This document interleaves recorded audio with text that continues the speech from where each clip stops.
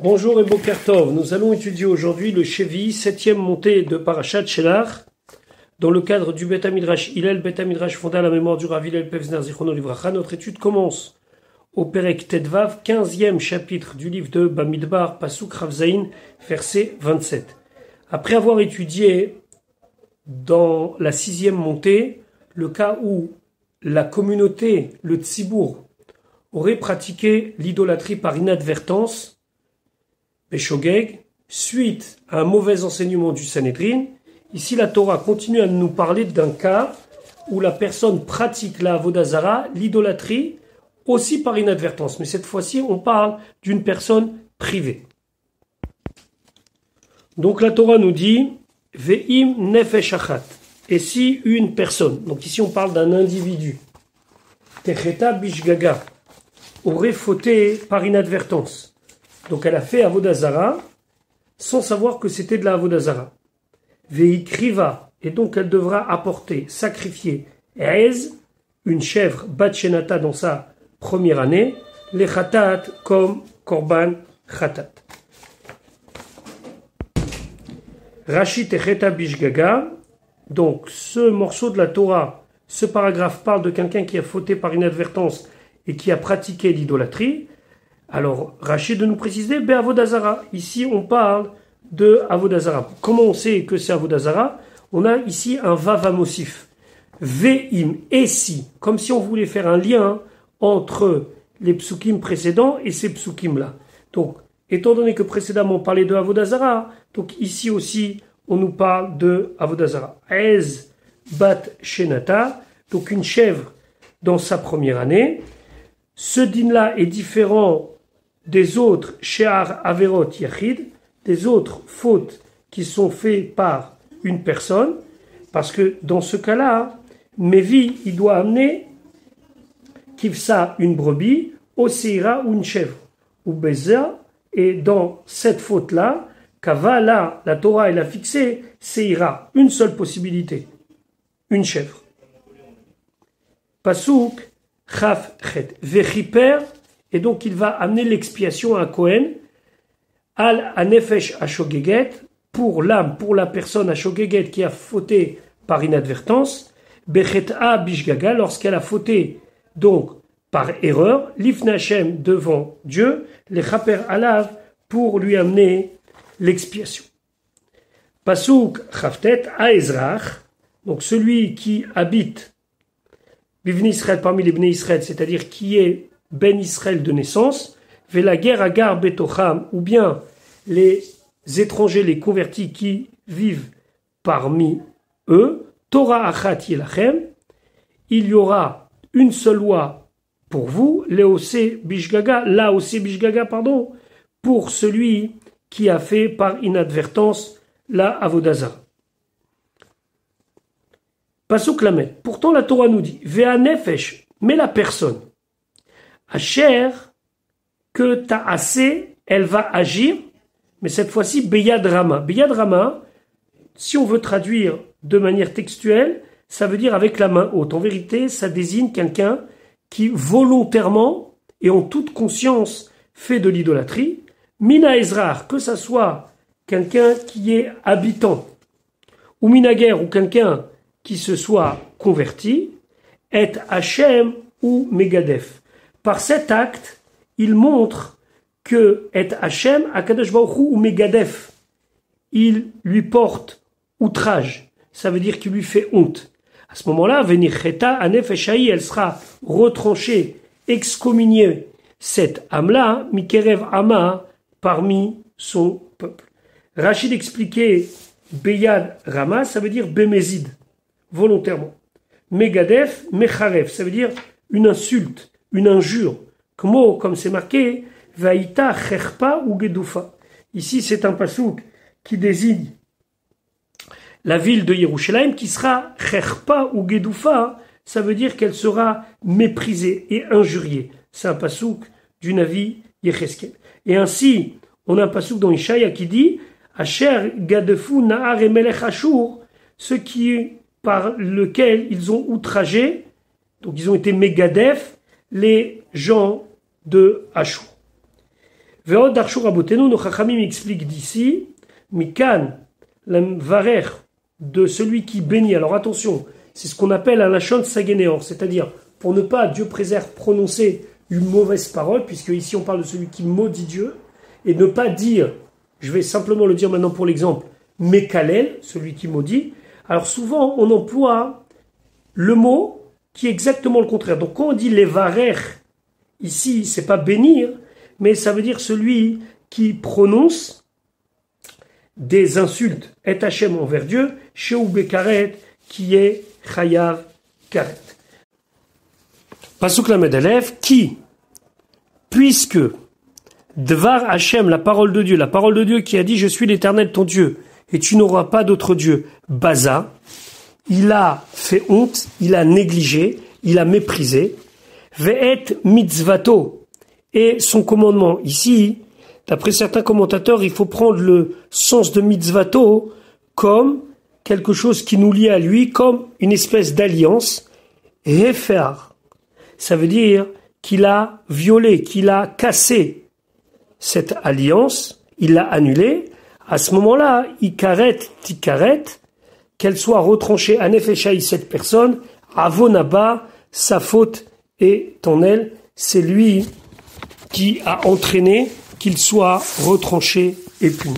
Rashi Dvar Hashem, la parole de Dieu, Azarat Avodat Kochavim, c'est l'interdiction que Dieu nous a donnée de faire l'Avodat Kochavim, Mipi Agvura, ce qu'on a entendu de Dieu, puisque de Dieu on a entendu Anochi Hashem Elokecha, je suis l'Éternel ton Dieu, Elo Yelecha Elokim Achim, tu n'auras pas d'autre Dieu. Ve'achar, et le reste, Mipi Moshe, on a entendu de la bouche de Moshe. Avonaba, sa faute est sur lui. Qu'est-ce qu'on vient nous apprendre ici? Rashi nous dit, Bisman, au moment chez Avonaba que sa faute est sur lui, alors à ce moment-là, on peut considérer qu'il mérite cette punition. Chez lui, sa tchouva, parce qu'il n'a pas fait tchouva. Mais s'il a fait tchouva, alors automatiquement, on peut considérer qu'il regrette son acte.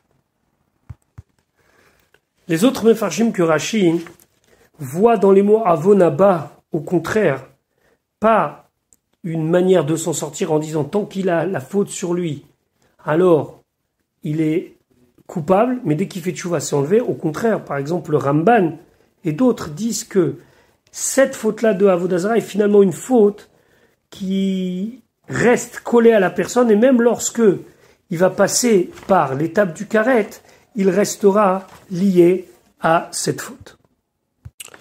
Maintenant, la Torah va nous raconter un fait, une histoire, l'histoire du Mekoshesh Etzim. Le Mekoshesh Etzim, on peut traduire par celui qui glanait du bois.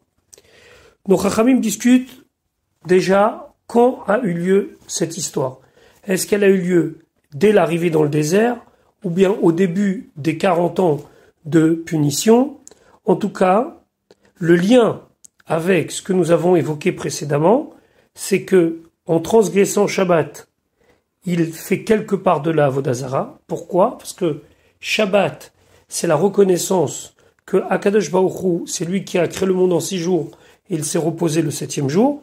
Et la Avodazara, c'est croire en une autre divinité, et donc, quelque part, nier l'existence de Dieu. En étant Mechal Shabbat, c'est comme si on est au Ved Avodazara. C'est comme si on fait de l'idolâtrie. D'autres voient plutôt le lien par rapport à ce qu'on avait parlé précédemment de celui qui fait de l'idolâtrie volontairement Beyadrama.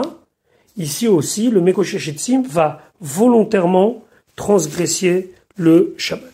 Voilà ce que la Torah nous dit au Pasuk Lamed Bet. Vayu Bnei Israël. Ce fut lorsque les Bnei Israël, ils étaient en train de camper Bamidbar dans le désert. Vaïm Tseou, ils ont trouvé. Ici, on parle de plusieurs personnes qui étaient des témoins de ce Chilul Shabbat, de cette transgression du Shabbat. Ish, un homme, on ne dit pas son nom, mais Koshesh, qui glanait Etzim du bois, Peyom HaShabbat, le jour du Shabbat. D'abord, Rashi nous explique Vayu Bnei Israël Bamidbar Vaïm Tseou. Pourquoi on a besoin de nous préciser qu'ils étaient dans le désert? On sait très bien qu'ils étaient dans le désert puisque ça va durer 40 ans ce périple.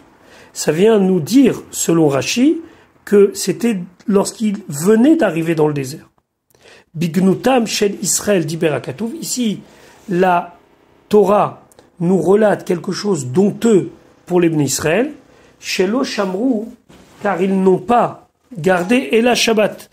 Rishona, seulement le premier Shabbat lorsqu'ils sont rentrés dans le désert, ou Vashnia, et dès la deuxième semaine, Bazé est venu celui-là, le Mekoshesh, Vechilela, et il a transgressé Shabbat. Alors, Tosfot, lui, explique que ce ne s'est pas passé exactement comme, selon l'avis de Rashi, le deuxième Shabbat à leur arrivée dans le désert. Mais lui, il pense que c'était plutôt après l'histoire des Meraglim, c'est-à-dire ça faisait déjà 1 an qu'ils étaient dans le désert, et c'est après l'histoire des Meraglim qu'est arrivée l'histoire du Mekoshesh Etzim, de celui qui a glané du bois. Et, selon le Midrash, il a agi les Shem Shamaim. Ça veut dire quoi les Shem Shamaim? Il a agi pour une cause noble, celle de sanctifier le nom de Dieu. Pourquoi? Parce que les Bnei Israël, ils disaient, bon, de toute façon, on est condamné à être 40 ans dans le désert, on ne rentrera pas en Eretz Israël, donc on n'a plus besoin d'accomplir les mitzvot. Lui, il a transgressé le Shabbat volontairement, Bémézid, afin que les Bnei Israël se rendent compte que même dans leur situation, ils doivent respecter Torah mitzvot, et même lorsque on agit dans le désert de manière où on est condamné, au final, on reçoit notre condamnation. Qu'est-ce qu'il a fait exactement? C'est aussi une discussion dans la Gemara. D'après Rav Yehuda qui dit au nom de Shmuel, il était en train de glaner, mais pas seulement de glaner, mais c'est qu'il a marché 4 amot, 4 coudées dans le Reshut Arabe, dans le domaine public, et d'après d'autres avis, il a carrément arraché des branches pendant le jour du Shabbat, et d'après un autre avis, Rav Afra bar Yaakov, il a simplement glané et mis en tas. En tout cas, pour reprendre Rashi, d'après Rashi, c'était donc le deuxième Shabbat à leur arrivée dans le désert, donc dans l'année 2448. D'après Tosfot, c'était les Shabbatot qui ont suivi la faute des Meraglim, donc c'était après le Tisha B'Av, le 9 Av de l'année 2449. Pasuk Lamed Gimel. Vaya Krivu, donc ils l'ont approché, Otto lui, on parle ici des gens, Amotzim, Otto qui l'ont trouvé Mekoshesh en train de glaner Etzim du bois, El Moshe à Moshe, Vel Aaron et à Aaron, Vel Kolaïde et à toute l'assemblée, pour voir quelle va être sa punition. Lui, il a transgressé le Shabbat. Pendant Shabbat, c'est En Danim Be Shabbat, on ne fait pas de jugement pendant Shabbat, de peur qu'on écrive. Donc, il a été amené à Moshe, à Aaron et au peuple uniquement à la sortie de Shabbat. Donc, ils ont attendu d'abord que le Shabbat sorte pour l'amener. Amotsim Oto Mekoshesh, qui sont ces personnes qui l'ont trouvé en train de glaner? Chez Itroubo qui l'ont prévenu, Velo Inyar Melikeshosh, et il n'a pas arrêté de glaner, Af Mishematsu, ou même lorsqu'ils l'ont trouvé en train de transgresser, Ve Itroubo et qui l'ont prévenu. Donc, ces deux témoins le condamnent. Mais ils ne peuvent pas le condamner. Il faut d'abord l'amener au tribunal. Et donc, ils sont partis voir Moshe Aaron, qui était au Beth Midrash, pour qu'il juge. Pasuk Lamed Dalet. Vaya Nichou, donc ils l'ont déposé, ils l'ont emprisonné. Otto, lui, le Mekoshesh Etzim, Bamishmar, dans un endroit gardé, une prison, Kilo Furash Maye Aselo, car on n'avait pas explicité ce qu'on devait lui faire. Tout le monde savait qu'il était condamné à mort, puisque tout celui qui transgresse le Shabbat est condamné à mort, mais on ne savait pas quelle condamnation à mort. Est-ce qu'il devait être lapidé? Est-ce que c'était la strangulation? Puisqu'on sait qu'il y avait 4 formes de condamnation à mort. Il est quand même important de souligner qu'on ne dit pas qui était cet homme. On ne le cite pas. Pourtant, certains commentateurs disent que c'était Tzlofrad. C'est Rabbi Akiva qui dit ça dans la Gemara Shabbat. Tzlofrad, on retiendra ce nom car réapparaîtra ce personnage, plutôt ses filles, un petit peu plus tard dans le livre de Bamidbar. Rashi, Lamed Dalet, Kilo Furash Maya Selo, Shelo Ayuyodim, il ne savait pas Bezemita, par quelle sentence Yamout il va mourir. Strangulation, lapidation. Aval Yodim Ayou, mais il savait Shamechalel Shabbat Bemita, que celui qui transgresse Shabbat, il est Chayav Mita, c'était bien connu. Les Bnei Israël connaissaient la loi, Mechalelea, Mot Yumat, celui qui transgresse Shabbat est condamné à mort. Pasuk Lamed Vayomer Hashem el Moshe, Hashem dit à Moshe, Mot Yumat. Mourir, il devra mourir à Ish, l'homme, le Mekoshesh, celui qui a glané. Ragom Otam Bavanim, il doit être lapidé par des pierres, Kolaïda, toute l'assemblée, Michutz Lamachane, en dehors du camp. Rashi revient sur le dikdouk, la grammaire du mot ragom, donc Rashi Lamedri ragom, asso. C'est un participe présent, c'est une action qui se fait. Alors, fensten, ça veut dire quelque chose qui doit ressembler à faisant en vieux français. Vechen, alors. La même chose, alors, ça veut dire aller, c'est en allant. Allante en vieux français. Vechen zachor, c'est souvenir. Vechamor, c'est observer. Donc, ce n'est pas ici un tsivouille. C'est pas ici une forme d'ordre, d'impératif, mais c'est une forme de participe présent. Donc, Akadosh Baruch Hu dit clairement et nettement que cet homme doit être lapidé. Et c'est ce que l'on va faire. Pasuk la medva, vayotzi ou auto. Ils l'ont fait sortir Kolaïda, toute l'assemblée, el michutz la machane en dehors du camp. Vayir gemu auto. Ils l'ont lapidé bavanim avec les pierres. Vayamot, et il est mort. Ka asher tziva Hashem et Moshe, comme Hashem avait ordonné à Moshe. On sait très bien que plus tard aussi, il y aura un endroit qui s'appelle Bet Askila, qui était en dehors de Yerushalayim, où là-bas on accomplissait les sentences qui étaient demandées par le Bet Din. C'était un petit peu éloigné du camp, et c'est ce que nous dit Rashi, Vayotzi Oto, ils l'ont fait sortir Mikan. De là on apprend chez Bet Askila que l'endroit où on lapide des gens, Chutz, c'est à l'extérieur, Verachok, et éloigné du Bet Din.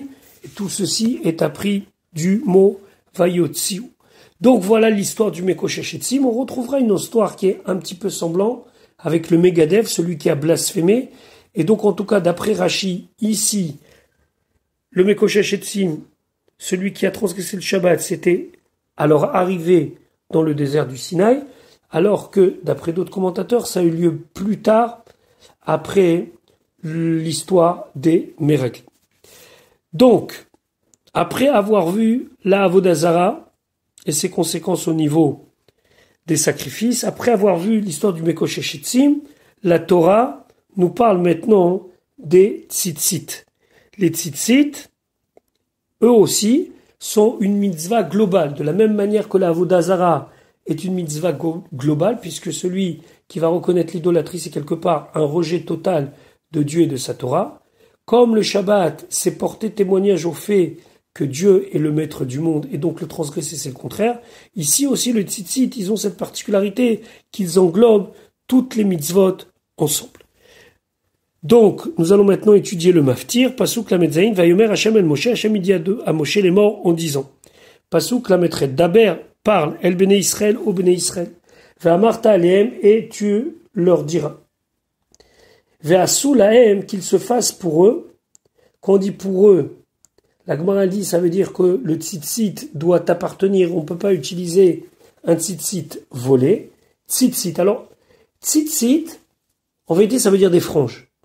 Et où ils devaient porter ces franges, al kanfe vigdeem, sur les coins de leurs habits. Les Dorotam, pour toute leur génération, venatenu, et ils vont donner al tzitzit hakanaf sur les franges qui sont aux extrémités, pétil techelet, ils donneront un fil de techelet. Donc, revenons un petit peu sur ce pasuk. Tzitzit. Tzitzit, ça veut dire des franges. Pourtant, on verra plus tard que des fois les tzitzit sont appelés gedilim. Alors, pourquoi deux termes gedilim et tzitzit? Eh ben, les Chachamim m'expliquent que il faut que ces franges-là sortent du coin de l'habit. Fait tzitzit min hagedilim, et c'est les tzitzit, et c'est ces franges-là qui donc accompagnent ces gedilim, ces extrémités duquel sortent ces fils. Al kanfe bigdehem, sur les 4 coins de l'habit. De là, on peut peut-être comprendre que si l'habit n'a que 3 coins, ou 5, etc., la Torah, elle dit Al arba kanfot kesutecha. Dans un autre endroit, dans le livre de Dvarim, la Torah, elle dit aux 4 coins de ton habit. Mashma, si on peut apprendre que s'il y en a un de plus, alors c'est pas tour de tzitzit. Le techelet qui était un fil azur, qui donc était au milieu des tzitziot. Rachid expliquait Vasulaim tzitzit al shem hapetilim, sur les franges à tluim bas qui sont suspendues au coin du vêtement. D'ailleurs, les extrémités, c'est souvent appelé tzitzit, comme par exemple Vaïkacherni betzitzit roshi, il m'a pris par les tzitzit de ma tête. On met pas les tzitzit.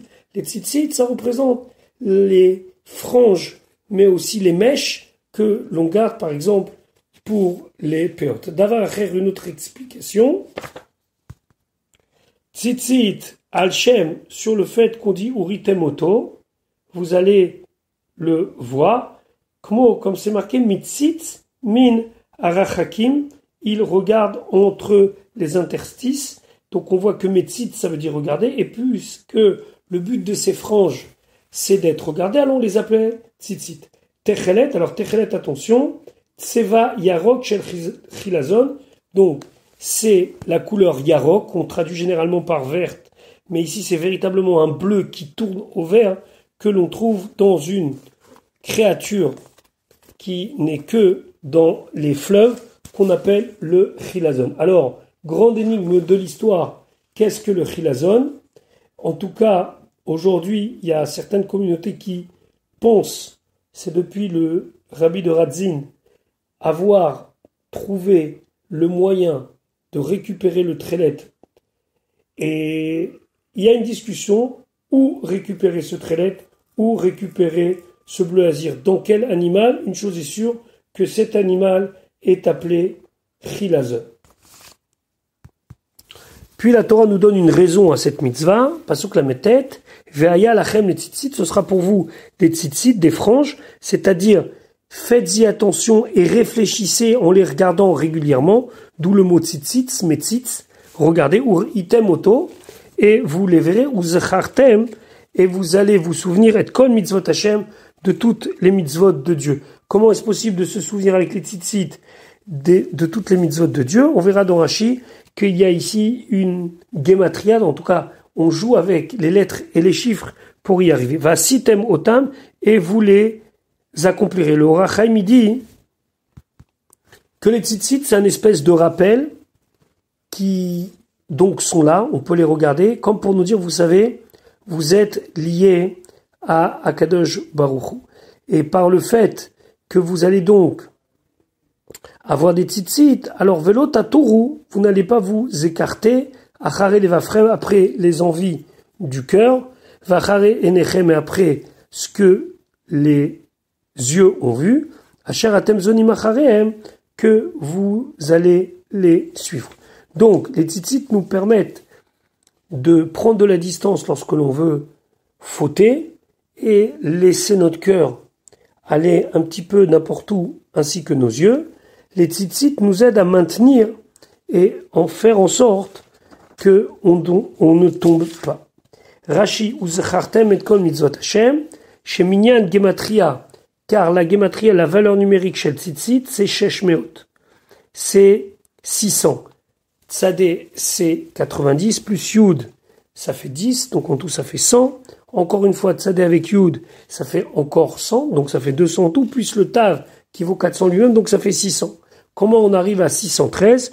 Shmona Chutim avec les 8 fils, Vachamisha Ksharim avec les 5 nœuds qu'il y avait à chaque tzitzit, Aret Ariag, donc ça fait 613. Velo Tatoru Achare Levafrem, Kemo, comme c'est mitour haaretz, explorer la terre. Lev einaim meraglim, les gouffres, le cœur, donc les sentiments et les yeux, c'est comme des explorateurs pour le corps. Mais sar serimlo, donc ils sont comme un intermédiaire, et à averot, au niveau des fautes. Pourquoi? Parce que c'est eux qui amènent la faute chez l'homme. Aïn, roa, l'œil voit, valef chomed, le cœur désire, ve'agouf, osé et avera. Et au final, c'est le corps qui fera la avera. Donc on nous prévient, velo tatour achare levafreem, ve'achare enechem. Puis la Torah nous dit, parce que même les man disent kéro, afin que vous allez vous souvenir, va sitem, et vous allez faire et kol mitzvotai, tous mes commandements, veitem kedoshim lelokechem, et vous serez saints pour votre Dieu. Et la Torah conclut notre paracha, Pasuk même Aleph 41, Ani, je suis Hachem Elokechem, Hachem votre Dieu, Asher Otzeti Etrem, qui vous ai fait sortir Meretz Mitzrayim de la terre d'Égypte, Liot Lachem l'Elokim, pour être votre Dieu, Ani Hachem Elokechem, je suis Hachem votre Dieu. Rashi nous dit Ani Hachem, on sait très bien que lorsque Ani Hachem, dans certains contextes, ça veut dire je suis Dieu fidèle aux punitions promises, mais aussi, c'est ce qu'il dit ici Rashi, Ani Hachem Ne'eman Leshalem Sachar. Il est fidèle et il va payer à chacun sa récompense. Elokechem, Elokechem ici ça désigne Dieu dans la rigueur. Ne'eman Leipara, il est aussi fidèle pour accomplir la punition quand c'est nécessaire. Sharotzeti Etrem, Almenatken, c'est pour cela, pas dit Etrem, je vous ai délivré, chez Kablo Alechem Gzorotai, que vous allez accepter sur vous mes xérot, mes décrets. Ani Hachem Elokechem, encore une fois, Od Lamanema, pourquoi encore une fois? Kedei Shelo Yomru Israël, afin que les bénis Israël ne disent pas Mipnema, pourquoi Amar Amakom, Akadosh Baruch Hu nous a dit toutes ces mitzvot-là? Lo Shenase Venitol Sacha, n'est-ce pas que c'est pour que l'on puisse faire la Torah et prendre une récompense? Anulo Sim Velonotlim Sacha, mais nous, si on a envie, on peut prendre la décision de ne pas faire et de ne pas être récompensé. Alors, Akadosh Baruch Hu nous dit, Al kochachem ani malkechechem, quelle que soit la volonté, malgré vous, reste que je suis votre Dieu et votre roi. Donc on ne peut pas se dégager de nos obligations envers lui. C'est ça le sens de la phrase Ani Hachem Elokechem, car au final je suis l'Éternel, votre Dieu, et vous devez obéir à mes mitzvot. Ainsi on dit dans le Navi Yecheskel, Im lo beyat chazaka, si ce n'est pas avec une main forte, Emloch alechem, que je vais régner sur vous, c'est-à-dire qu'Akadosh Baruch Hu émet l'éventualité que quand c'est nécessaire, il règne par la force. D'avoir une autre explication, la main Neema Yetzet Mitzrayim, pourquoi ici mentionner la sortie d'Égypte avec les tzitzit? Anihu, Dieu répond, c'est moi, chez Ifranti Bemitzrayim, que j'ai fait la distinction en Égypte, Ben Tipa Shel Bechor, les Shena Shel Tipa, les Shena Shel Bechor, entre la goutte de matière séminale de quelqu'un qui est Bechor, de celle de celui qui ne l'est pas. Anihu Atid les Hafrin, moi aussi c'est moi qui vais distinguer, Velei Para Min Hatole Kela, Ilan Bevigdo, à celui qui met de la tâture azur, qui vient d'un arbre et pas du chilazon sur son habit, Veomer et dit Techelet I, c'est du Techelet et ça vient du chilazon. Moi, Akadosh Baruch Hu, je sais la vérité. Même si c'est du bleu azur, mais je sais que vous l'avez pris d'origine végétale alors qu'il est d'origine animale. Misodo shel Rabbi Moshe Darshan et Takti, et Rashi nous dit qu'il a recopié une explication de Rabbi Moshe Darshan. Lama nismecha parashat mekoshesh les parashat avodazara. Ici, on pose une question générale. Quel est le rapport entre celui qui glane pendant Shabbat et la avodazara? Donc, Rashi continue. L'Omar, c'est pour nous dire Shamechalel et Shabbat, que celui qui transgresse Shabbat, qui oved avodazara. C'est comme s'il fait avodazara. Chez Af Ishekula Kechol Amitzot, car même celle-ci, c'est-à-dire l'idolâtrie, lorsqu'on la transgresse, c'est-à-dire qu'on fait de l'idolâtrie, chez Kula Kechol mitzvot, c'est comme si on a transgressé toutes les mitzvot. Cheno Omer Bezra, ainsi il dit dans Ezra, Ve'ala Arsina Yaradta, sur le Arsina tu es descendu, il s'adresse à Dieu, Vatiten le'amecha, tu as donné à ton peuple Torah mitzvot, Ve'et Shabbat Kodshecha, et le Shabbat de ta sainteté, Odat alahem, tu leur as fait connaître. Et Rachid continue d'expliquer, Ve'av parashat tzitzit même, donc la section qui concerne les tzitzit, les kar nismecha la elou. C'est pour ça qu'il est juxtaposé les tzitzit au Shabbat ou à la Avodah. Les filles chez af ishekula keneged kol mitzvot. Parce que le point commun entre les mitzvot que nous avons évoqués dans cette paracha, ce sont les mitzvot sur lesquels Akadosh Baruch Hu nous dit tout simplement de les faire. Chez Neymar, comme c'est marqué, va sitem et kol mitzvotai, vous ferez toutes mes mitzvot. Al kanfe vigdehem, sur les coins des vêtements, keneged, c'est en mettre à relation entre un autre passou qui dit vaïsa et trem al kanfe nesharim. Je vais vous porter sur les aigles, les ailes des aigles, pardon. Et ici, kanfe nesharim, ça ressemble un petit peu au coin, kanfe vigdehem. Il y a un passou qui dit à l'arba kanfot, aux quatre coins, tu devras mettre des tzitzit. Fais-lo ba'alat shalosh, mais pas lorsqu'il y a 3. Fais-lo ba'alat ramesh, pas quand il y a 5. Keneged arba alishonot shel geoula. Pourquoi? Parce que 4 sont les 4 expressions de délivrance qu'Akadosh Baruch Hu a dit à Moshe Rabbeinu. Chez Neymar, comme c'est marqué, Bemitzraim, concernant l'Égypte, et en Égypte, Veotseti, je ferai sortir, Veitzalti, je sauverai, Vegaalti, je serai en train de libérer, fais la karti, et je vous prendrai. Donc on voit qu'ici, il y a 4 lishonot shel Geoula, et c'est donc un enseignement pour nous de savoir que autant, des fois la mitzvah des tzitzit pour chacun reste une mitzvah somme toute facile, mais qui peut être compliquée par exemple en forte température. Et là, on sait que les 4 coins, ce sont les 4 leshonot shel Geoula, et on attend, Bezrat Hashem, la délivrance définitive. Peut-il techelet Hashem sur le fait, shikul bechorot, d'avoir tué les bechorot, les premiers-nés égyptiens. Targumo shel shikul, donc la traduction du mot shikul, c'est Dieu préserve perdre ses enfants, tichla. Et tichla, ça ressemble à techelet. Umakatam, et la plaie des premiers-nés, Aïtavala, c'était durant la nuit. Vechen tseva techelet domé le rakia, et ainsi on s'aperçoit que la couleur azur, elle ressemble au ciel. Amashrir le teref qui devient noir lorsque la nuit tombe. Ou shmona chotim sheba keneget shmona yamim, les 8 fils, c'est les 8 jours. Chez Shaou, Israël, que les bénis Israël ont attendu, Mishéyatsum, Mitzrayim, lorsqu'ils sont sortis d'Égypte, Ad, jusqu'à chez Amrou, qu'ils ont dit, Shira alayam, donc la Shira, le chant envers Akadosh Baruch Hu sur la mer. Donc on voit que dans cette mitzvah de tzitzit, les Pirushim sont des fois moins cartésiens qu'on a l'habitude, surtout dans Rashi.